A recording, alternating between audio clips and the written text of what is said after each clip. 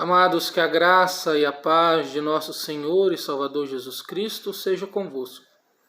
Sou o reverendo Davidson Coutinho, pastor da Igreja Presbiteriana de Jequeri, e trago uma palavra de Deus ao seu coração.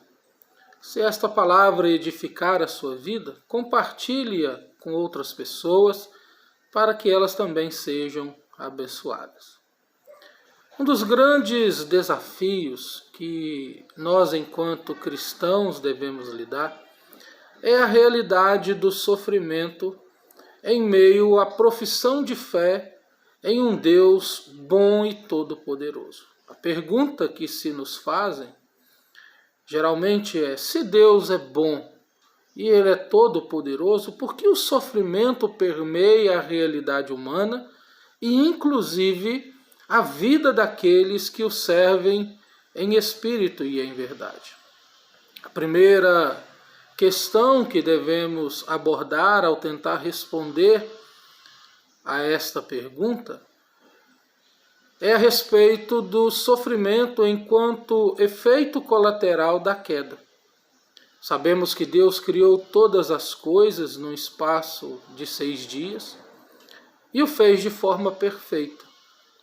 O cosmo criado por Deus foi gerado com ordem, com beleza e com propósito de glorificar o seu nome e prover o bem-estar do homem, que constitui-se na coroa da sua criação.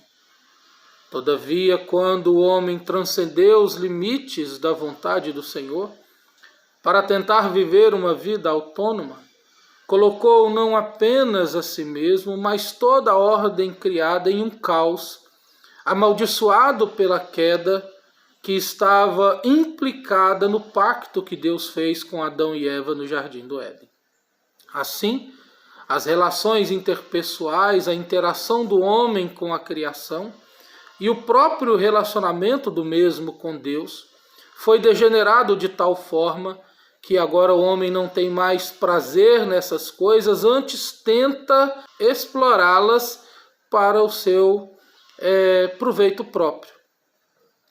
Também sabemos que o sofrimento traz consigo a oportunidade e o desígnio de Deus para cumprir propósitos gloriosos.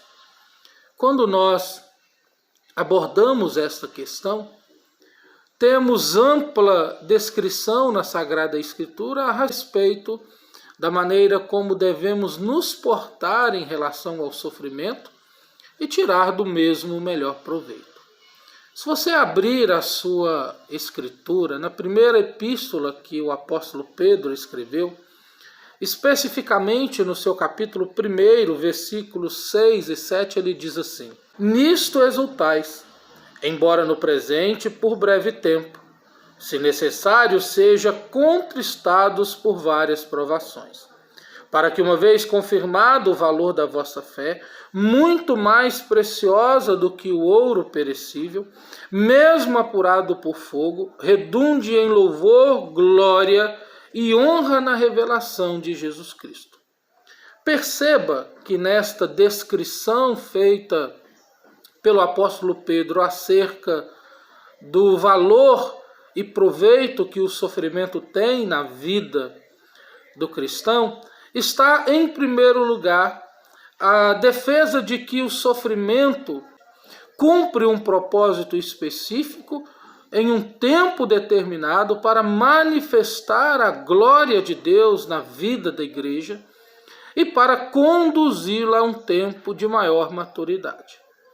Em segundo lugar, o texto diz que o sofrimento visa aperfeiçoar a vida dos santos para que eles possam interagir com Deus em um nível de intimidade, de novidade de vida e de progressão da sua fé. Por isso ele compara o efeito do sofrimento na vida do crente como fogo que o depura e o torna ainda mais precioso.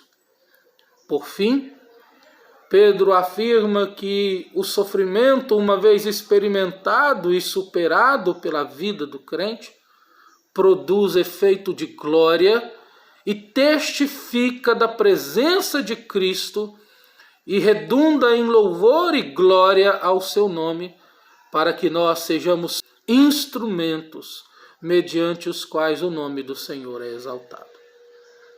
Mas para que possamos entender esses versículos lidos, precisamos fazê-lo à luz do versículo de número 5, no qual o apóstolo Pedro afirma que esta exultação no tempo de provação deriva-se do fato de que estamos guardados pelo poder de Deus mediante a fé para a salvação preparada para revelar-se no último dia. Ou seja, a nossa alegria em meio à aflição não é uma alegria estereotipada, mas é uma alegria produzida pela consciência de que, a despeito da dor, do sofrimento e da angústia, existe uma obra de cunho eterno sendo operada a nosso favor. Eu sei que não é fácil passar por provações. Sabemos que as aflições, ainda que pertinentes à caminhada cristã, trazem consigo angústia, ansiedade e dor. Talvez você já tenha derramado algumas lágrimas no dia de hoje, talvez as esteja derramando enquanto assiste esse vídeo. Mas o que a Sagrada Escritura tem a dizer a você, não se turbe o vosso coração. Porque se você está em Cristo, ainda que enfrente várias provações, sabe que Ele venceu o mundo. Sabe que nele você já é mais do que vencedor. Sabe que o sofrimento do presente momento não pode ser comparado com a glória que haverá de ser revelada. Portanto, faça da sua dor uma oportunidade de se tornar mais íntimo de Deus e tire o melhor proveito do seu tempo de angústia.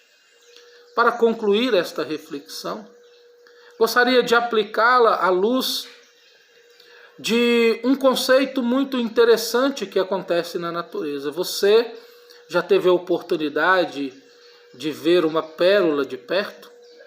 Você sabe que as pérolas têm grande valor econômico, adornam pessoas e servem para demonstrar status e para também produzir contentamento e alegria no coração das pessoas. Contudo, o processo mediante o qual uma pérola é formada dentro de uma ostra é muito difícil. Isso acontece quando um grão de areia ou algum micro-organismo, um corpo estranho, adentra a ostra, e isso provoca nela um grande desconforto e dor.